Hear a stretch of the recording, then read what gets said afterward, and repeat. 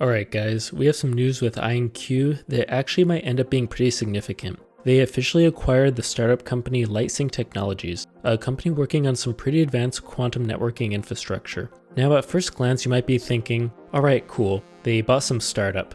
But what this really means is that IonQ isn't just trying to build better quantum computers, they're trying to connect them all together in a network, which could lead to some insane advances in technology. So what does Lightsynq actually do? In short, they build hardware that enables quantum networking. You can kind of think of it like this. If IonQ's quantum computer is a supercar, Lightsynq is building the road and the GPS system for them. They specialize in technologies like quantum memory and photonic interconnections, which are tools that allow multiple quantum systems to compute across distances with minimal loss of data. Because in traditional computing, stuff like that is always taken for granted. But in quantum computing, it's actually the holy grail. IonQ's goal with this acquisition though is to vertically integrate.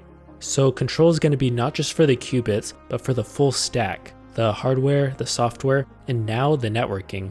And I think Lightsynq fits that perfectly, because their team actually has deep roots in ion trap engineering and photonics, which aligns well with IonQ's core architecture. Here's where it gets really wild though. Right now, most quantum computers are isolated systems, meaning they're just islands of compute power. But it's looking like the future of quantum computing is going to be networked, where quantum devices talk to each other, share entangled states, and scale like the early internet. And Lightsynq gives IonQ a foundation for building a quantum intranet, which is small-scale quantum networks that could eventually evolve into full-blown quantum cloud platforms. We're talking about a future where quantum resources are shared and distributed with ease, kind of like a quantum AWS. Still though, why should you care about all this? Well, because the long-term power of quantum computing isn't just about qubits, it's about the architecture. Networking helps quantum computers work together more efficiently, of course, which is going to make them more reliable, able to handle multiple tasks at once, and able to share power and resources across systems.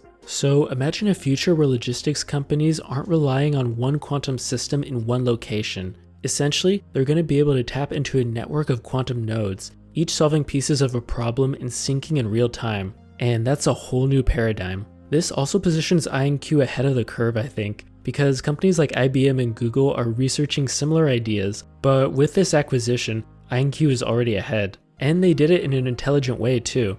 They didn't spend billions, they acquired early and strategically. And according to the Quantum Computing Report, this deal was done with 12.3 million IonQ shares, which was worth roughly $492 million at the time.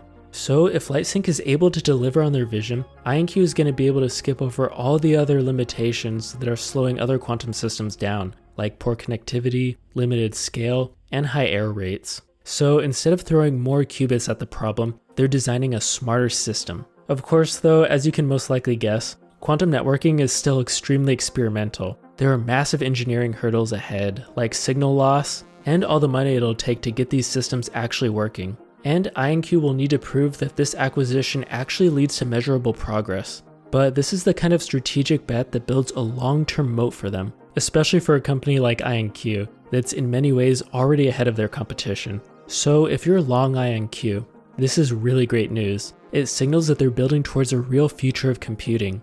And if you're curious what would happen if IonQ teamed up with another tech powerhouse like Palantir, well, I actually made a full video breaking that down.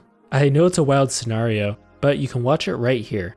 Anyway, thanks for watching, and I'll catch you next time.